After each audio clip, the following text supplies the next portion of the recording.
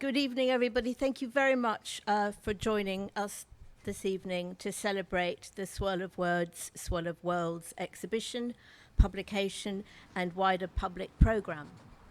I'm Ingrid Swenson, I'm the Director of PEER. This evening's event will also be an opportunity to say a special thank you to Stephen Watts, whose bibliography of poetry and English translation was the catalyst for all of this. Our conversation with Stephen started in 2019, when the world was a very different place. Without Stephen's passion, commitment, and resolve, this project would simply not have happened. Tonight, Stephen will read from his recently re-released, sounds like a record, republished prose poem, Republic of Dogs, Republic of Birds, published by Prototype. Many of you will have also seen Huw Wahl's artist film essay, The Republics, which has been on the PEER website and is available to view until about midnight tonight. After, Stephen's going to read some short extracts from the Republic's book, and then we're going to have a bit of an open mic session which focuses on poems from the Swirl of Words book, as well as riffing on some of the works in the exhibition, and some of the artists here will be reading in relation to the works in the exhibition. Many of you gathered here 10 Saturdays ago when this project started. Since then, we've presented a group exhibition with no less than 15 public events that have involved nearly 100 poets, artists, translators, publishers, academics, and many others. We've additionally held 5 closed workshops with local community groups and schools. And then, of course, there's the book itself. I don't know, I've got so many copies here. 3,000 of these paperbacks were being distributed for free throughout Hackney Library Services. They're my props. They're distributed through the 7 Hackney libraries. I'd like to take this opportunity to thank my wonderful colleagues at PEER for the tremendous effort that they've made to pull this off. A thank you to Rosa Harvest, the Deputy Director, Alice White, the Curator for Local Audiences, Jasmine Sarkodie-Adu, our Gallery Trainee, and Isabel Sachs, our Swirl of Words Project Coordinator. We're hugely grateful to Alberto Balash for documenting the public events and for his sensitive and expert editing of these as well as the online events. Thank you to Alberto's 4 trainee assistants from The Mouth That Roars, Andrea, Jasmine, Ruth, and Zarif. The book was, of course, a major achievement, and I'd also like to thank Lucy Parker for her incredible precision and commitment to the research and editing. I'm sure that everyone agrees that the design is stunning, which combines elegance with clarity and restraint, and letting the poems and all the various different scripts and languages sing out.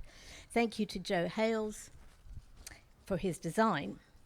Then, of course, there are all the poets, translators, publishers who've all agreed to have their poems printed without a fee.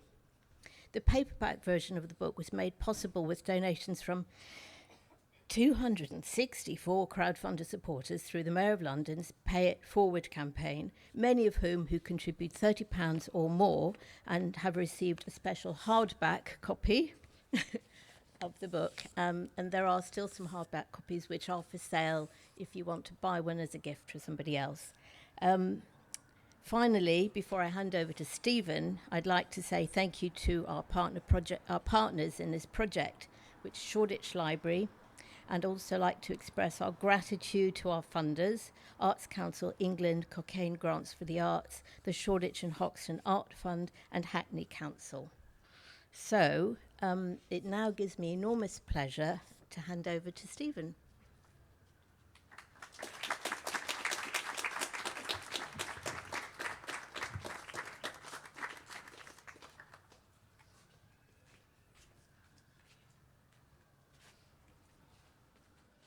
Thanks, Ingrid, very much.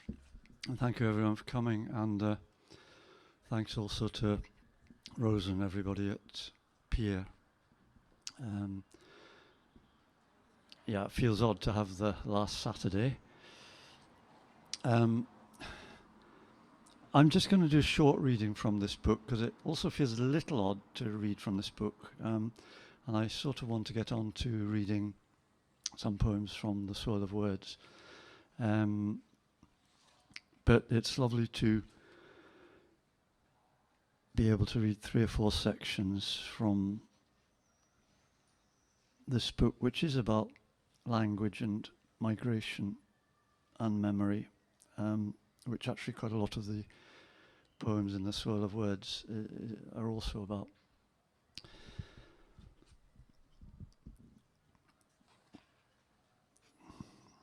Popa the Ukrainian went into the China ship down Cable Street until he no longer felt at home.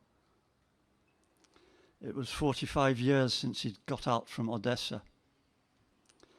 Always he mumbles to himself at the cramped tables and sings quietly the Ukrainian songs his mother had sung him in the forests of the water meadows to keep him calm and to still the terrifying noise of civil war rage in the roads and clearings around them as they hid.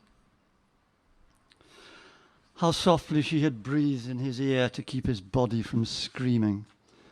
Therefore Papa sings those songs in the China ship to himself and to anyone else who might chance to sit by and listen 60 years on.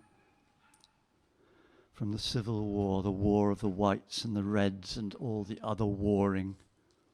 Papa the Ukrainian who jumped ships and landed near the dock wall and hardly had moved a mile in all the years since. The integral line of a life coiled up in one place, quite removed from where he'd thought to be. His mother, how many years since he'd seen his mother? This saddened man speaking crackly language, his home on the 3rd floor of a tower block near a road full of lead. 18 floors above him, and he so close to the ground, picking a way through supermarkets without the wit to steal a bit of cheese, a bit of butter, a bit of bread or milk, or for the pigeons, blue woolen cap above his nose to shovel home with. His nose, it was his nose kept him hooked inexorably to this world.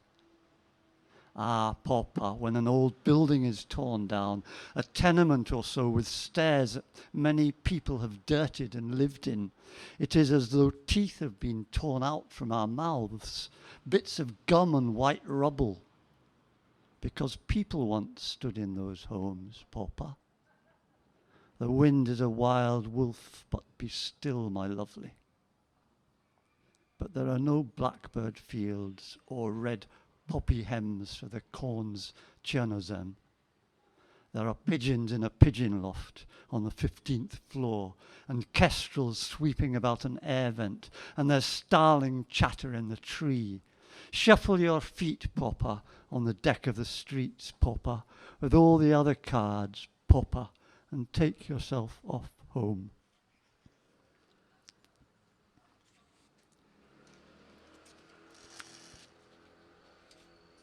On the other side of the world, there is a library. Well, actually, on the other side of the road, there's a library. Wherever you are, it's always there, on the other side of the world. It's housed in a variety of buildings, but always it's close by a sea, or a river, or a forest. There was one next the heat haze of an ocean, just by huge figures carved smooth and mask-eyed out of red granites. There was another bounded by snowfields at the edge of a fire of red spruce. And inside each library there was a golden book. There are a few lines missing here, in the back of some school exercise book. The island man had faith in this, in the existence both of the library and of the book, of more than one library and more than one book, of a room filled by such books. He had or harboured no doubt. He knew it was there, in the heat of the suns, in the clarity of cold moorlands, that it would come slanting down over his closed eyes, that it would shine there deliberately and quietly, unfeigning and with an imperturbable strength. There was a bright lucidity about it all, There was a peace in that library, a peace without dust and with the rich energies of achieving without oppression, the geometry of motion without frenetic activity. There was a wall without a door, and yet you could pass through it into the library. Strange that architects seem not to know about these things. And it smelt of sweet corn and washing laid out on roofs to dry. Theory of getting beyond the limits, antithesis of defending the territory. Power of the powerless and the frail remnant. The centers of our world being at its edges. The calmness of the periphery. There's a library on the other side of the world. Wherever you are, it is always there. The library of a culture as if yet unearthed. Part of this book is set in the Isle of Dogs, and part of it is set in the Outer Hebrides.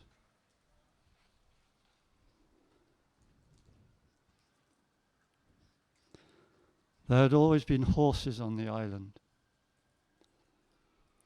Calm, dappled horses that stood in perfect stillness for half hours or hours on the sands at the sea's edge, waiting for the subtle and delicate waywardness of the shifting breeze, their bellies reflected in the still wet sand. Horses that waited in the shape of more distant islands, or on short headlands of schist, cropping the grasses from among the moss. Horses that in winter walked solid ice of the shattered land, crossing from lake to lake, from crest to crest, across a land that was solidified time. And in spring and early summers, they pulled every furrow there was room for, and later carried the rise to the moor edge mills. Horses that came down from the mountains, small and wiry and discerning. Horses that were quite uncompromised, but that would become a little fastidious if left in the easy meadows for too long. Blue horses whose blood must almost be milk. Blue horses with translucent bellies lit up inside by the sun. Mares with white-blue fetuses floating upside down inside them. The horses of chance that in winter walked along snow ruts and thought about pain, even human pain, and in autumn stood on rock crests to watch brown days sink away. The horses of chance that stood against great gales and the peltings of hail when the roofs of the houses and barns would be torn off, and that in snowfalls would stand under gable ends or in hollows on the lee sides, where even so wraiths of snow would curl and dune their way against their stubborn legs.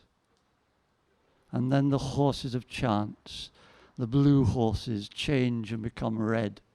Red translucent bellies x-rayed in the sunlight, translucent red-edged fetuses swimming in dark dreams.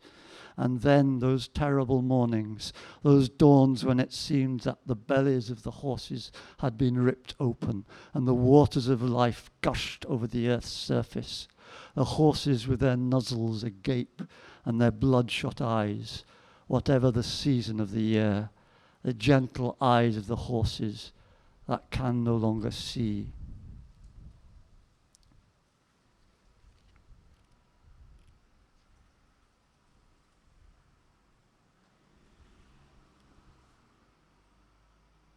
On the curve of the shore between Benahari, a slow shore where the hill flowed down in crest to the sea, a man somewhat past 75 was cutting autumn bracken with a hand scythe, his boat tied up to a rock. He was not seen easily from either sea or hill. A little way off some otters were diving and came to the surface and leant their heads out into the air. When he'd cut enough bracken to repair the thatch of his byre, he put it in the boat and went back to Callan, the house he had with his sisters, the tea caddy, the mantelpiece, the photograph from 1910. He will be dead by now, John McCorkadale, ex-merchant seaman. He stood against the railings at the river, 2 cormorants were on the low water.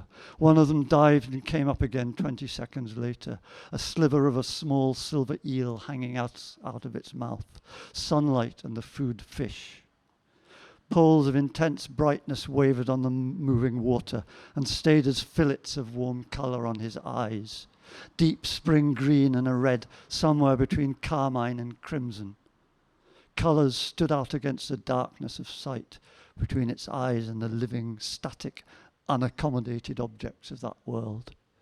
The earth there seemed to be tilting on its own balance.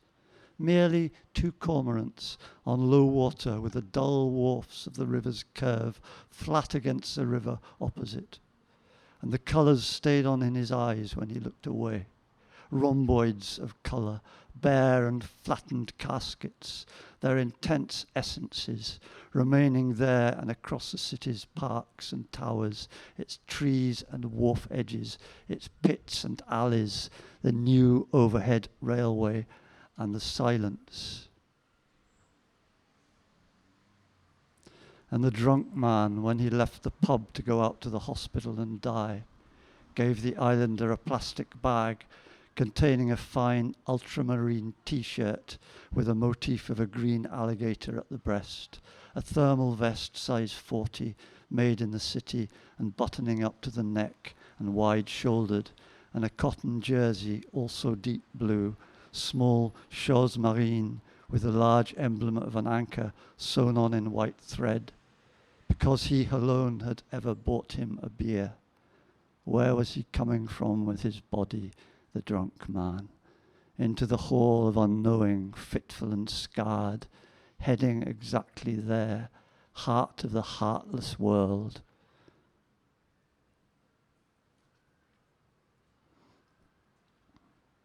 And the very last portion of this is 4 words in brackets, unwritten, mislaid, or lost, which it was for a long time. Thank you.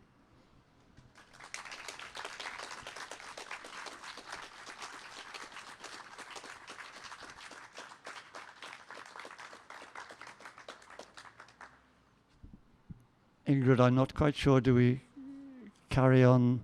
Do you want to say a word? Or does Andre want to come along and we'll read some Georgian poems? He may not be here quite. Yes, I think that's the plan. Stephen's going to come back later to read some more, and we're going to attempt a sort of open mic session bit in between times. And so Andres Simeco is a painter and artist, and he has work in the exhibition here, the 2 canvases you can see on that wall. He can tell you the story. I won't be able to tell it as well as he can, but both of those paintings relate to Georgian poets, one of whom he has a personal relationship with. And so I think what Andrew is going to do is read the Georgian poem that's in the Swirl of Words book, and also perhaps with Stephen reading the English translation and Andrew reading the Georgian, and then tell us a bit more about his paintings and the work of Václav Havel, who's the Georgian poet, whose work is represented in the work on the left. Over to you, Andrew. Veris bagis kapes officians. Sheni ori წინგაშვერილი ხელით მოგვიტანე ზაფხულის გრილი მელოდიები, სურნელები, მკაფიო ზმანები. შენი ორი წინგაშვერილი ხელით დაგვაპურე, დაგვამშვიდე. შენი ორი წინგაშვერილი ხელით გვითხარი ლამაზი და ამაოა ყველაფერი. შენი ორი წინგაშვერილი ხელი მართალია და მოძრაობს მიწის ერთ პატარა მონაკვეთზე, გამიზნებულად და სევდიანად. შენი ორი წინგაშვერილი ხელი ტოლობის ნიშანია, სიცოცხლისა და სიკვდილს შორის დასმული და გთხოვ, შენი ორი წინგაშვერილი ხელი აიშვირე ზემოთ და გვაჩვენე, ვინ არის იქ, ვინც ამ ყველაფერს მართლა გვიგზავნის. ვერის ბახის კაფეს ორადგილიან მაგიდასთან, მე და და ჩემს მეგობარს დღეს 1998 წლის 30 ივლისს საღამოთი.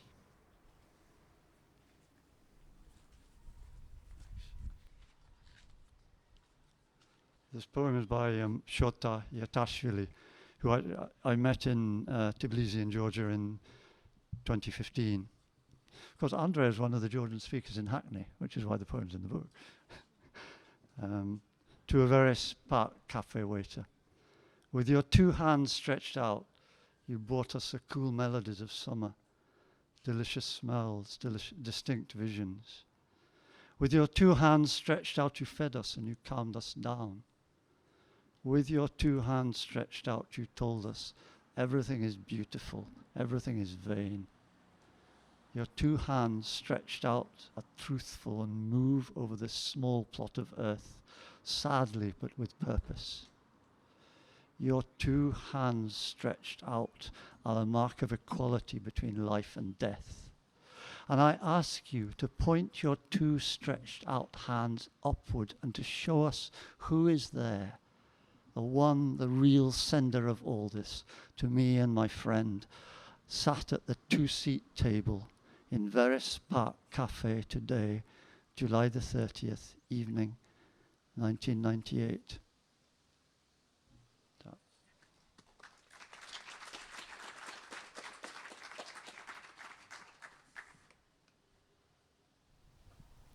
So now we're going to read Vajapshavela, the Georgian poet Vajapshavela's poetry in Georgian and then in English translation. And this poet was an inspiration for me for making the paintings in this exhibition. And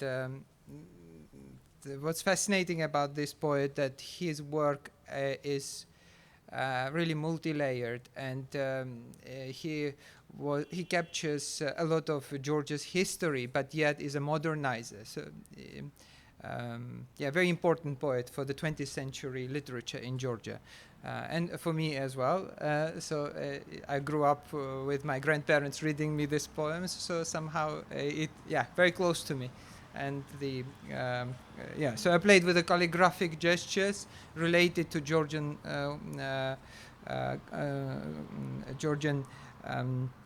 writing, and specifically to the words that this poet uses.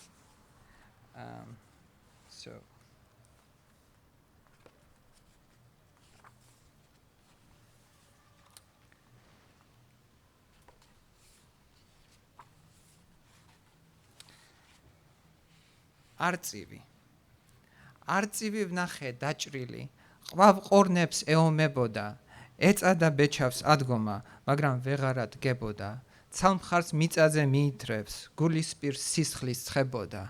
ვახ, დედას თქვენსა ყოვებო, ცუდ დროს ჩამიგდეთ ხელადა, თორე ვნახავდი თქვენს ბუმბულს, გაშლილს, გაფანტულს ველადა.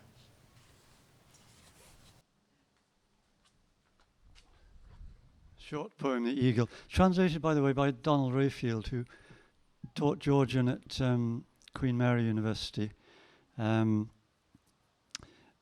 just as a quick aside, one of the first things happened when I came to London. I met Donald, and he gave me a very beautiful small book in Georgian and English of Vajapshavela. This would be in about 1977 or something like that. So I've had this tiny wee book. Now it's a big book. But then in the late 70s, it was a very beautiful little white book published in Tbilisi. Sorry, that's even longer than the poem. The Eagle. I saw a gang of crows and ravens fighting with a wounded eagle. The wretched eagle tried to stand, but could not. It was now too feeble. It dragged one wing along the ground. Its breast was stained with clotted blood. Damn your mothers, ravens and crows. I'd make life hell for you if I could. I want to see your feathers thrown over the fields, you ravens and crows.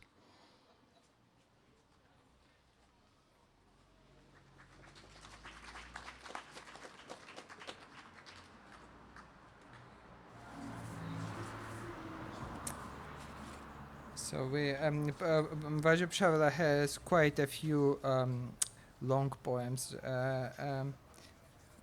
in this book, but we are gonna just read short ones. იას უთხარით ტურფასა მოვა და შეჭამს ჭიაო მაგრე მოხდებით ლამაზო თავი რომ აგიღიაო შენ თუ გონია სიცოცხლე სამოთხეს კარი ღიაო ნუ მოხვალ მიწას ეფარე მოსვლასა არ აყრიაო ნუ ნახავს მზესა ინატნებს განასულ მუდამ მზეაო მიწავ შენ გებარებოდეს ეს ჩემი ტურფა იაო შენ უპატრონე ემშობლე როგორც შენი ზნეაო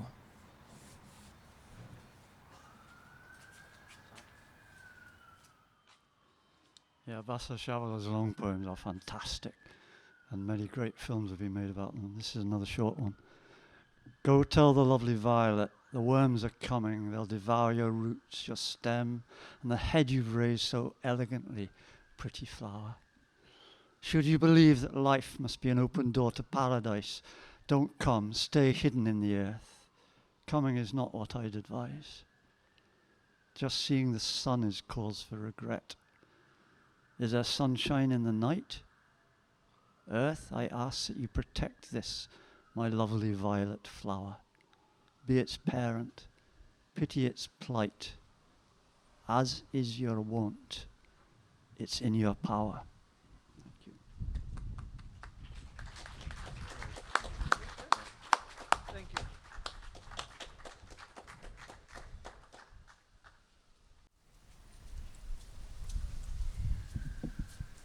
Thank you, Andrew and Stephen. The next reading will be a poet, artist who makes collage poems out of the National Geographic. They're in the exhibition here and also at the library. So Pete Smith's practice is much wider than that, but he has very generously contributed 10 wonderful poems to the exhibition. I think he might tell you a little bit about how he makes them, or maybe he won't. Maybe he'll just read them anyway. Thank you, Pete. Hi, everybody. Thanks for coming. This is actually be the third time I've ever read a poem out loud. And it was only one poem each time before that, so the poems, all the words in the poems come from issues of the National Geographic, but they can go back, I don't know, to the 1920s. I can't remember when it started. And they're as arduous to make as they are absurd.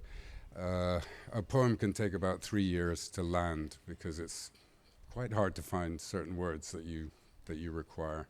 I've not done a very good introduction, but I'll just read you some poems. This is a National Geographic Yellow Poem number 6. Once upon a burning desire, bathed in the glow of somersaulting, golden-mouthed girls wearing palpable inconsistencies, so spare and abrupt, they are doomed to love tragically. Rain blurs the scruffy culprits, slurped in black secrets slowly. A youthful exuberance and a sweltering microclimate, and to hell with the spinning blades of an uncertain future. Felipe disappeared with almonds and cold beer. Tranquilo, he whispered, man overboard. I got a bug. A passenger. I'm reading these at random as they come up. This is National Geographic Yellow Poem number 5. Yeah, they look a bit like this, so if you haven't been to see them. Of unknown provenance, but gathering speed, a heart the size of a labyrinth is shaped like a pomegranate, carrying a cargo of love. To put it delicately, scars decorate a girl's tremble of grace notes, as hope grows torrential, filled with future. Overwhelmed by patterns on a samurai rendezvous, racing the rain, conjuring a paradise where his frozen body was on a collision course with civilization. Memories of storms and shipwrecks. Memories of storms and shipwrecks occur twice. Ready to dive. We never kill for fun. Por supuesto. Por supuesto means of course in Spanish. This one is number 14. Her story is one of orbit and absence. With her firm handshake, she zigzagged through terra incognita, her map of concentric blunders, the muddy swirl, the weight of her souvenirs, her surly canvas splotched with paradox, her collection of disappointments and security measures. Her moonlit scars, her unlooted contours, her heart ajar, her kiss a spooked horse, her margin for error, her uneventful crossing, her accumulated dirt, and her fondness for fiestas. Her easy smile, loosened by explosives, standing with her back to the buried treasure, she is dreaming of the treacherous jerk. Lightning slashed the sky. She hangs on.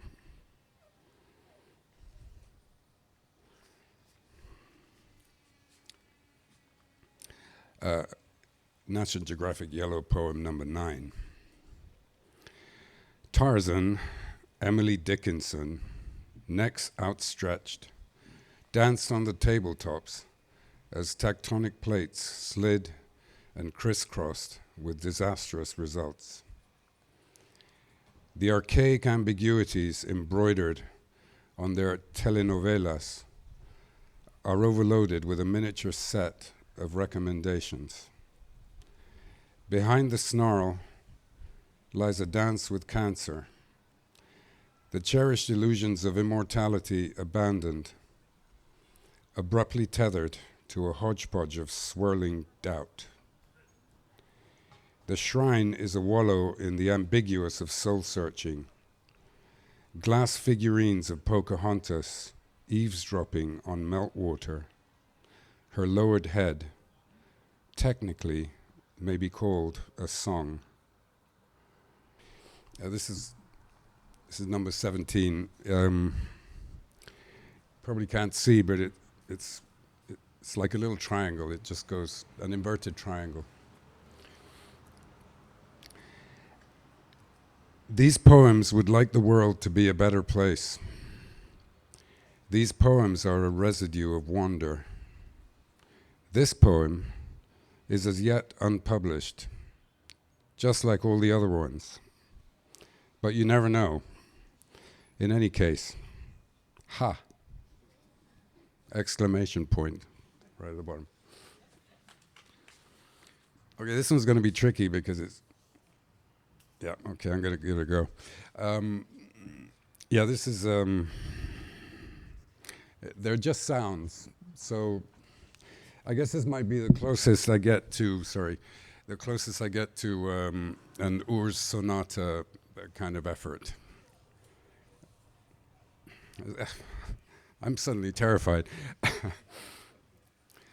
Snap, dip, buzz, pop, pop, peep, ping, plop, wah, gling, whoosh, hiss, thump, boo, shing, clop, clip, clop, pop, pop, pop, oohs and ahs, swoop, ack, axe, boom, swoop, ack, axe, boom, crack, thump, pop, pop, pop, boom, boom, boom, plonk, thud, slap, pft, click, boo, loop, snick, hum. That was number 19. It's pretty exciting, huh?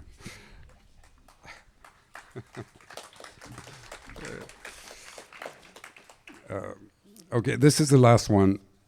Yeah, okay. It's number 15.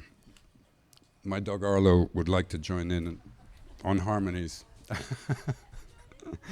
Okay, number 15. Hey, baby. Okay, he's gonna help out. Whoa. Uh-oh. We stopped to investigate. What's wrong with it? They froze in their tracks. Why would they do that? The music started. Is this dangerous? In Spanish, of course, peligroso. Don't touch. Not so fast. Do not touch. Stop. Stop. Do not touch. Jeepers. Stop. Yes, yes. You can stop anytime. The horse stood quietly. I should have stopped. The music was the same. We had to stop. The rest is history. And thank you, we're here all week.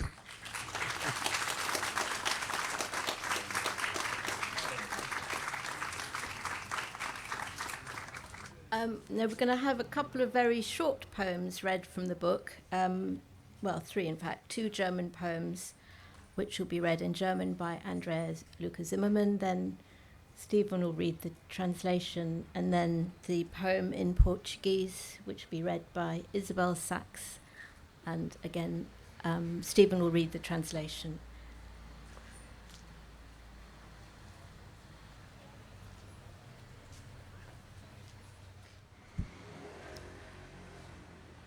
So these 2 are poems by Stella Rothenberg. Der Mensch hasst seinen Nebenbuhler, seinen Widersacher, seinen Überwinder, seinen Unterdrücker, seinen Inquisitor, seinen Kerkermeister. Doch am meisten hasst der Mensch sein Opfer. And the second one is called Bitte. Kraft danach zu trachten, alles Leben zu beachten und Behutsamkeit im Umgang mit allem Leben sei mir gegeben.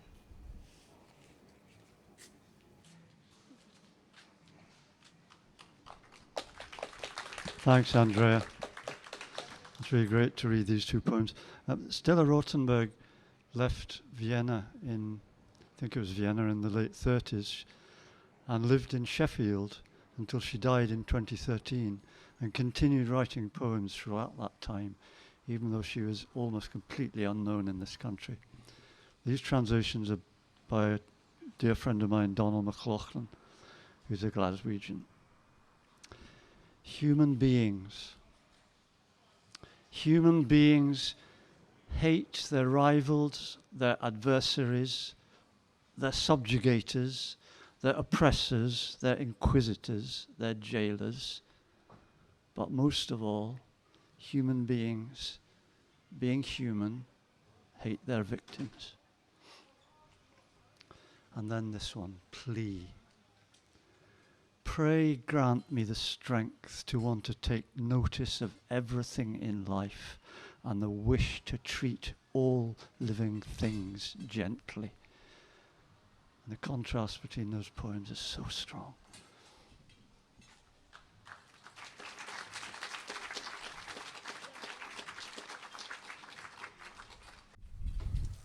Yeah, come for moral support.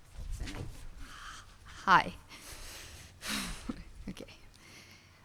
Quadrilha. João amava Teresa, que amava Raimundo, que amava Maria, que amava Joaquim, que amava Lili, que não amava ninguém. João foi para os Estados Unidos, Teresa para o convento. Raimundo morreu de desastre, Maria ficou para a tia. Joaquim suicidou-se e Lili casou com J. Pinto Fernandes, que não tinha entrado na história. Thank you. That was wonderful. This is a poem by Carlos Drummond de Andrade, a Brazilian poet, translated by Richard Zenith. A quadrille or square dance. João loved Teresa, who loved Raimundo, who loved Maria, who loved Joachim, who loved Lily, who didn't love anyone. João went to the United States, Teresa to a convent. Raimundo died in an accident. Maria became a spinster. Joachim put an end to his life, and Lily married J. Pinto Fernandez, who has nothing to do with this story.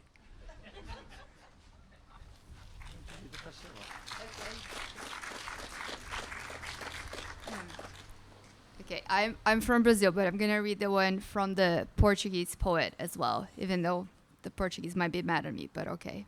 It's from Fernando Pessoa. It's called Autopsicografia.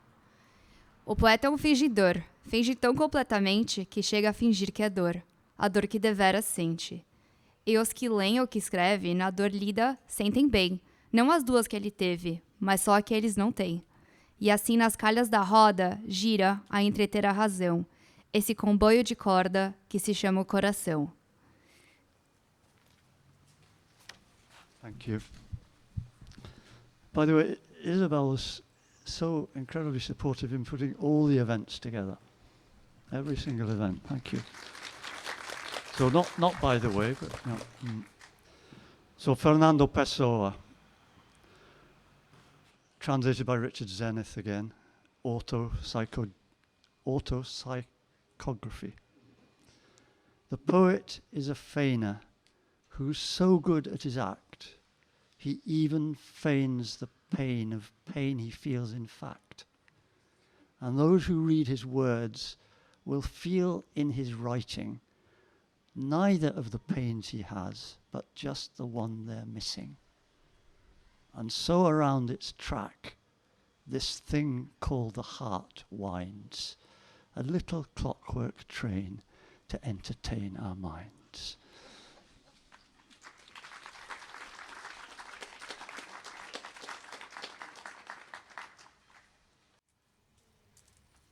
A couple more from the book. The first one will be read by Teresa in Danish, and then by Stephen, not by me.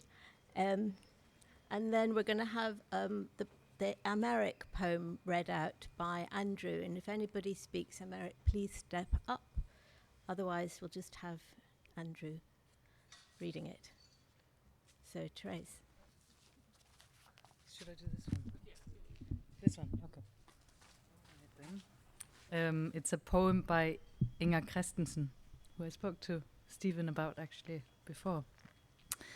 De stiger op, planetens sommerfugle, som farvestøv fra jordens varme krop.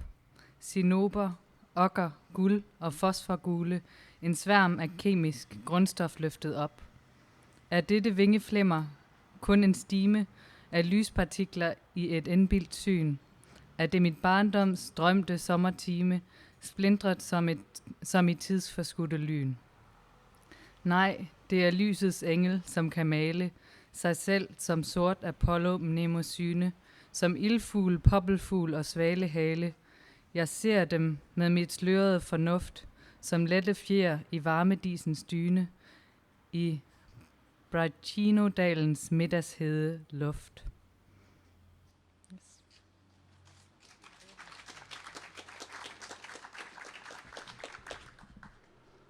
That's great, Teresa. This is one of my favourite poems by Inger Christensen, who died in 2009, from a sequence of called Butterfly Valley, a requiem. This is number one. Up they saw the planet's butterflies, pigments from the Earth's warm body, cinnabar, ochre, phosphor yellow, gold, a swarm of basic elements aloft. Is this flickering of wings only a shoal of light particles, a quirk of perception? Is it the dreamed summer hour of my childhood, shattered as by lightning lost in time? No, this is the angel of light who can paint himself as dark Mnemosyne Apollo, as copper hawk-moth swallowtail. I see them with my blurred understanding, as feathers in the coverlet of haze, in Braicino Valley's noon-hot air. Translated by Susanna Need. A beautiful poem.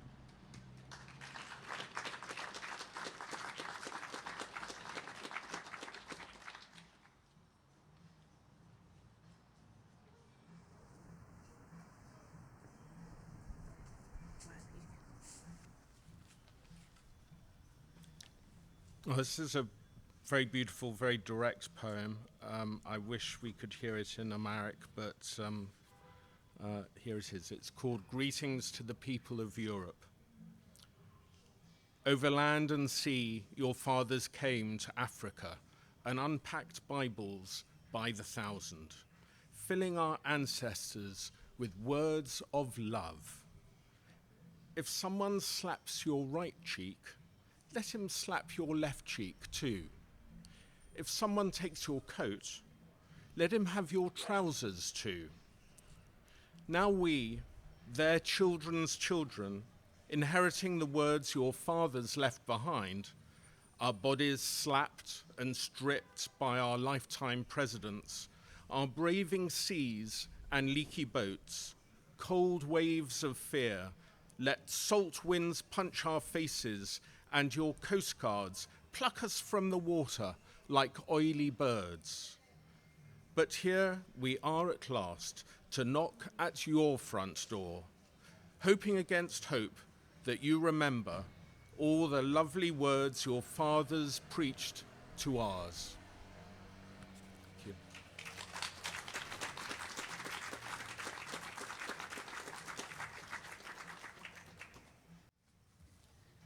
Hello again. I'm gonna read in the language of the empire. Холеру несет грай. The title of this is что делать, чтобы не умереть от холеры? Холеру несет грязь. И сырье, примите меры, победить ее. Гражданин, чтобы не умереть от холеры, заранее принимай такие меры. Не пей сырой воды, воду пей только кипяченую. Также не пей на улице кваса, воду кипятить работа масса. Чтоб с квасом своим поспеть рано, просто приготовляют его из-под крана. Не ешь овощей и фрукт сырых, сначала пятаком обдай их. Если муха мчит во весь дух, прячь пищу, зараза от мух.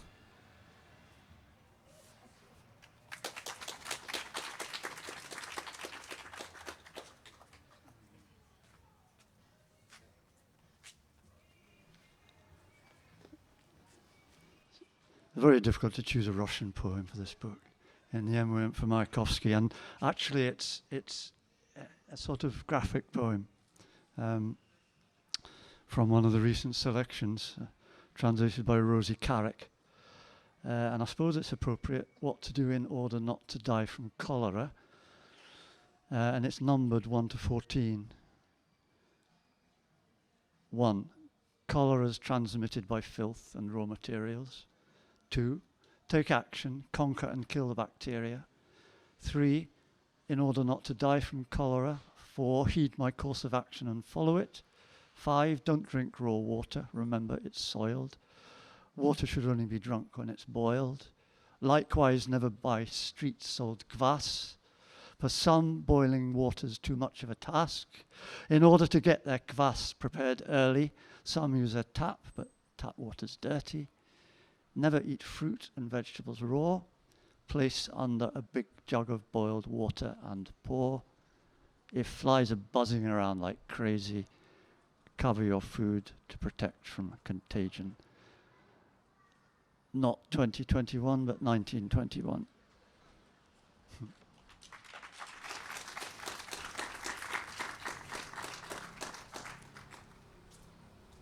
And before we hand back to Stephen, Pete Smith, who was reading his wonderful yellow poems, is going to read the Lorca poem.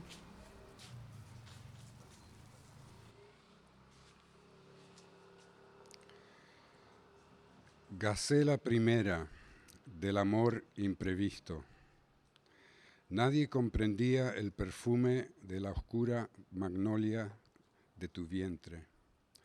Nadie sabía que martirizabas un colibrí de amor entre los dientes.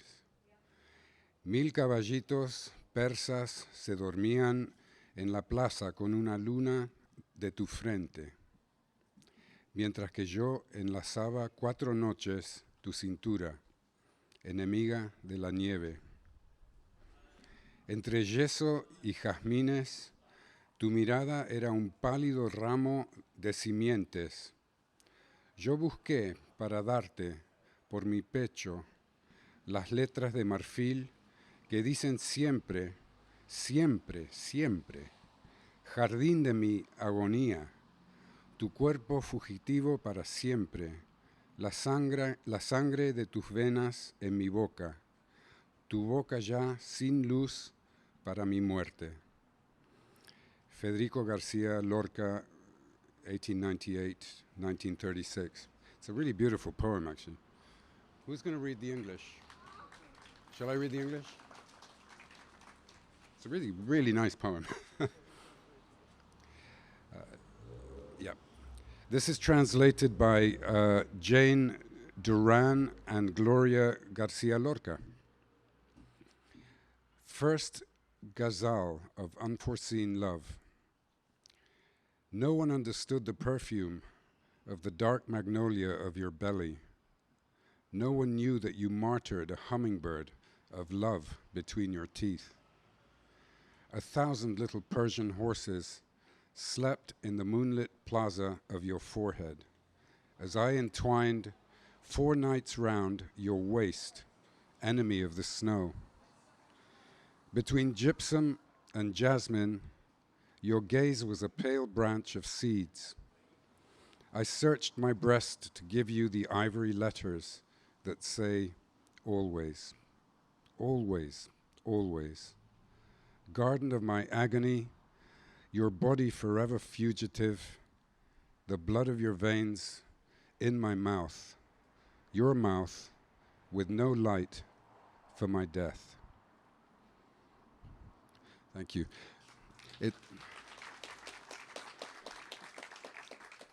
I just want to say it's even more beautiful in Spanish, just the whole thing. You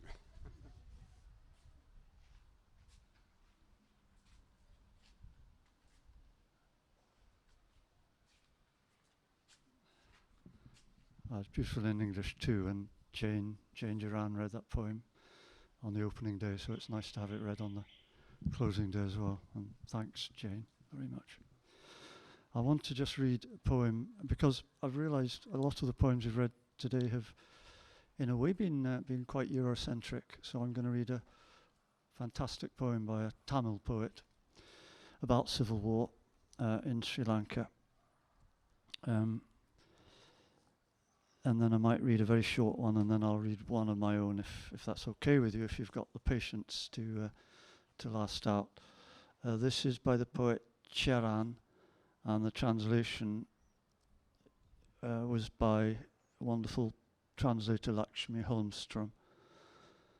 The poem, which I cannot read in Tamil, I apologize, in English is called Ask. Ask snakes how to copulate, the morning how to dawn, trees the meaning of patience. Ask sleepwalkers what color dreams are, refugees how their tears become their prison cells, women and blacks who must walk the street of this town at night what fear is, lovers who wear nose studs, whether lust lasts only for 30 days, the monsoon where the fish have all disappeared, fish which once sang in the still milk ocean beneath the bridge on full moon nights. Ask a lost diaspora what is born out of the loneliness of language. Ask her who flung a living ember of fire upon the ice cliffs of my life about the quintessential loneliness of grief. Ask her, ask me, when the last train of the evening is gone and the railway lines shiver and break in the cold, what it is to wait with a single wing and a single flower.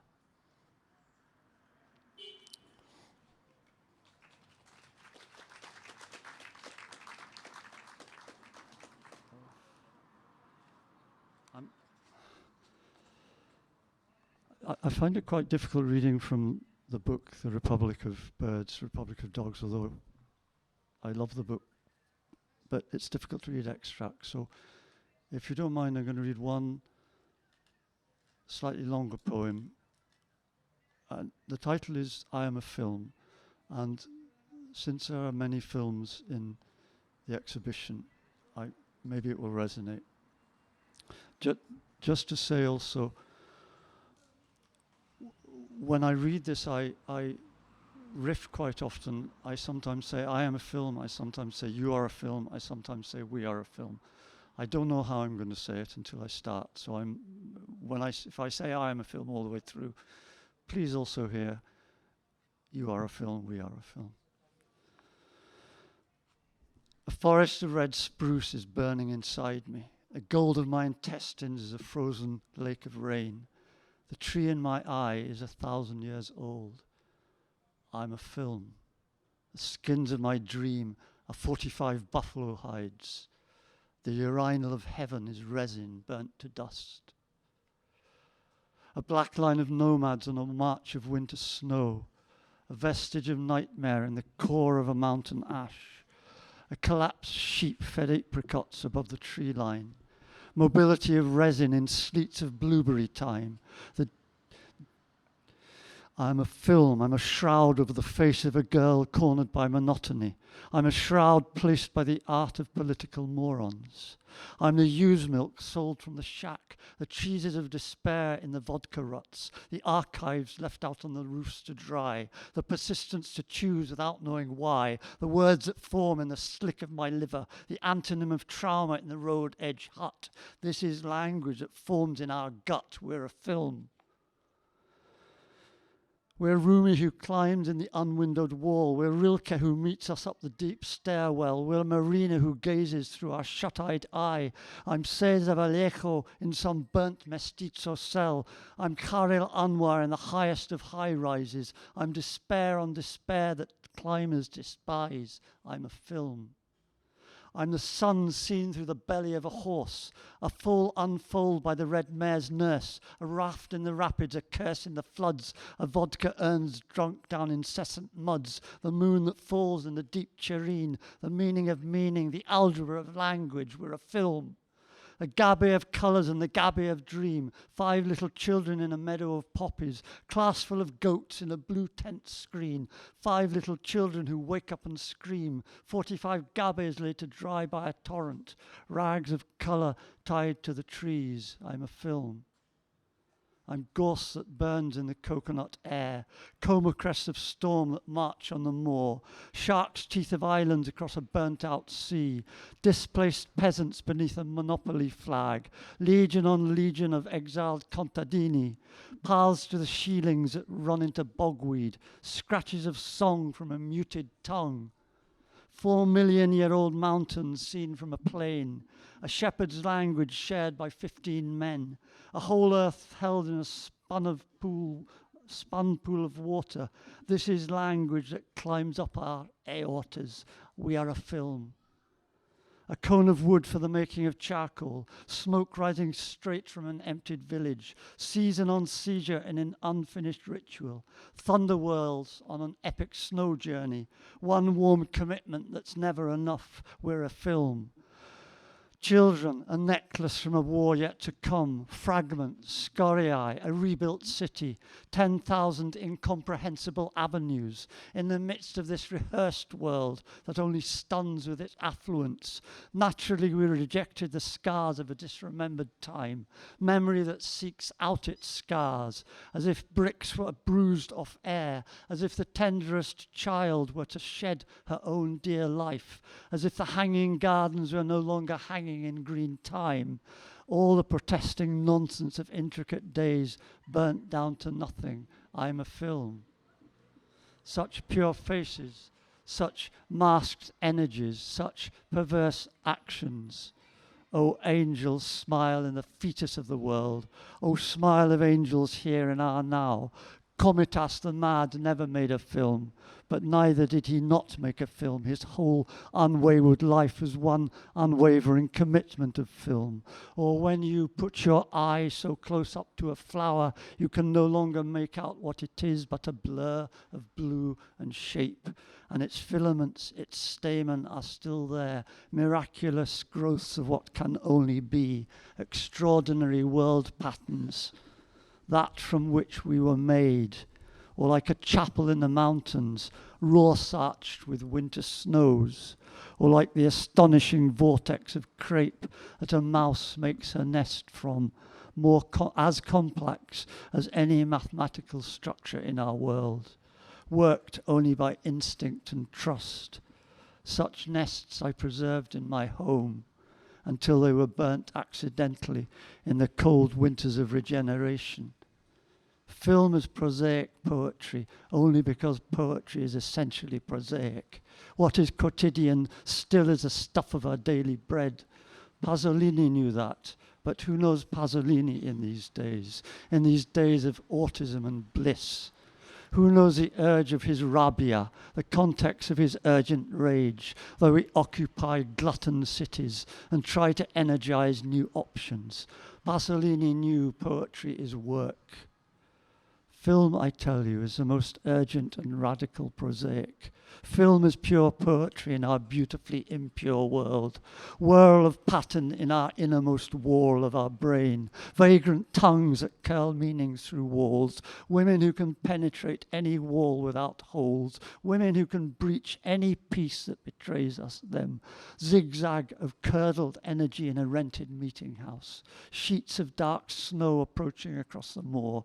Garbled language in bitter tight coils of our world. Savage snowstorm in such lamentable mountains. Old woman living life year-long in a raw mountain hut. Her slowness vital yeast for our possible future. Markets of pomegranate and peppers in thick rain. Futures mercantiled for blubber in great cities. Cynicisms choked back in bad summer lattes. Film, I tell you, is the most urgent. It was siege warfare. They ate the leaves off the trees. White wolves surrounded the houses.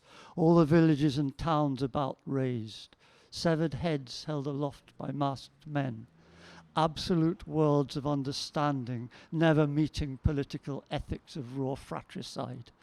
City of the sun, splayed out in red deserts, calm boulevards reduced to dirt rubble, little children screaming at their friends. We who yearn the lyric calm of courage, we who learn to cynic cornered outrage, we who charm the birds down off the trees, we're our own language. Our language is us, we're a film. When we bypass the city in the desert, when we bypass the hatreds in the Senate, when we gabble at the air in our intestines, when we garble what matters in investing, when we fluke the selfie of some murder, when we puke the surfeit of our masters, when all of poetry's cunning labour, when the city we'd bypass self-exploded with a motive for it being unrecorded, Sun City that's exploding in the morning, two different worlds of understanding. White City of the Sun. We are a film. That's a rather harsh note to end on. My apologies. Thank you very much.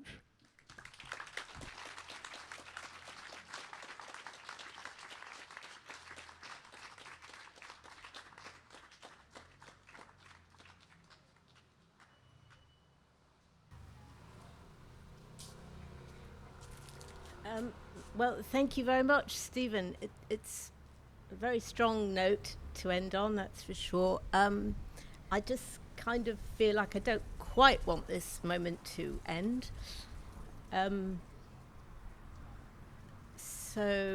I think we probably have to do it.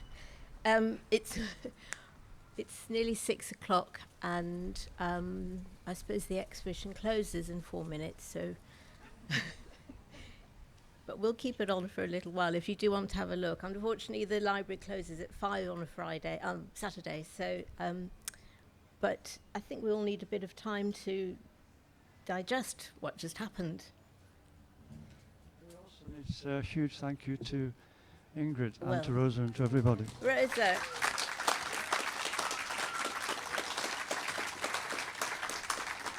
Well, anyway, they're all here. Come on, Lucy, Rosa, Jasmine, come up to say, because you've all been really very much part of this. And where's Isabel? I think Isabel might be. There she is. Isabel of the Portuguese reading. Anyway, and of course, Alberto, who's been filming everything and has done a really incredible job. So, Joe, who designed the book, please come up, Joe. Oh, no. I think you do, actually, yeah. And Stephen has to be here, of course. Hello. Yeah, I think this is.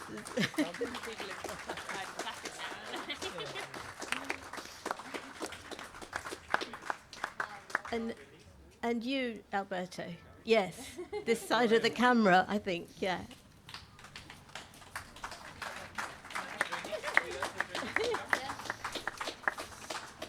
So thank you all very much. It's been a really amazing journey. Thank you. Thank you.